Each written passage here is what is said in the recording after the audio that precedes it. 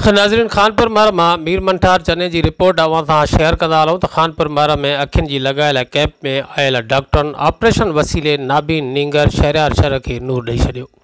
वारसनि में ख़ुशीअ जी लहर छाइजी वई आहे। खानपुर महर आई सोसाइटी कराची ऐं सिंध ग्रेजुएट एसोसिएशन सिगा गोटकी पारां लॻायल कैंप ज़रिए 11 साल नाबीन रहंदड़ नींगर शहरियार शहर पहिरियों दफ़ो दुनिया ॾिठी। खानपुर महर के तालके अस्पताल में सिगा पारां लॻायल बरोज़ा मुफ़्त अखियुनि जी कैंप में डॉक्टरनि पारां ॻोठ मवाली खान शहरवासी नींगर शहरियार शहर जो कामयाब ऑपरेशन कयो वियो।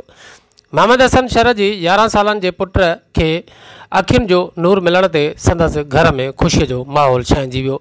नींगर के वालिद मोहम्मद हसन शहर ऐं अमड़ आमना ॿुधायो त असांखे उमेद ई न हुई त असांजो ॿाड़ो ॾिसी बि सघंदो।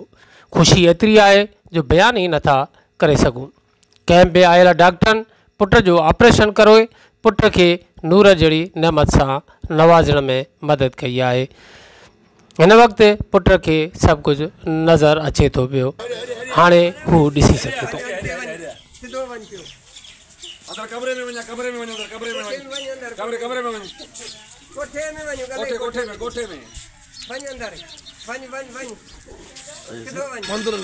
पंद्रह साल को पोइ माशाअल्लाह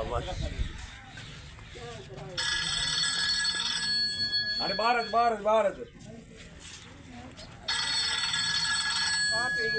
मैं काते बिटिया मैं जारे पी बिटो दियो रे